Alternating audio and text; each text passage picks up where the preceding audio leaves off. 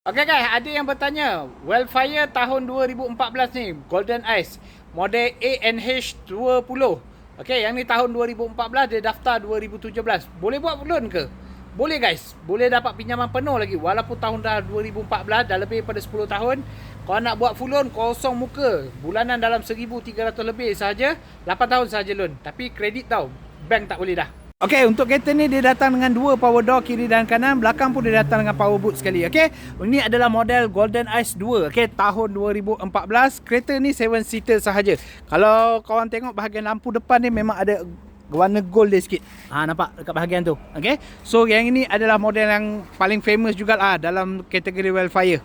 Okey, untuk model ni dia datang dua power door kiri dengan kanan, belakang ada power boot. Model ni adalah 7 seater. Okay, dia datang dengan half leather. Bahagian tepi ni semua leather, bahagian tengah ni fabric. Okay, so termasuk dia ada rest punya tempat letak kaki ni. Dia boleh panjang lah. Okay, so bahagian tengah dia boleh masuk. Kalau nak duduk ke belakang, belakang boleh duduk sehingga 3 orang lah.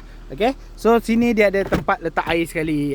So ada cup holder. Okay, untuk bahagian depan dia dah bagi dengan Android player, datang dengan push start button. Dia ada jugalah control untuk tutup pintu semua.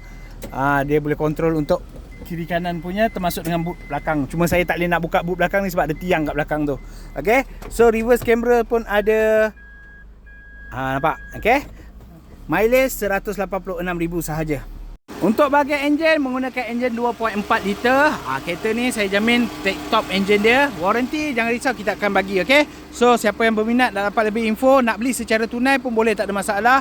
Harga body 77,800, just campur rotate dengan insurans saja untuk harga cash. Okay, yang mana nak masuk loan, dia ada kiraan processing dia sekali. So PM dengan saya, masuk ke dalam profile, ada link dekat dalam tu, tekan pergi ke rumah hijau saya, nanti kita bincang-bincang, saya hantar detail setergambar sekali. Okay, so kalau korang nak mencari kereta terpakai yang berkualiti, yang cantik-cantik, boleh roger saya buat penghantaran seluruh Semenanjung, insyaAllah. Okay, so kalau berminat nak mencari kereta terpakai, cari saya Syahrin di Maf Auto. Assalamualaikum guys.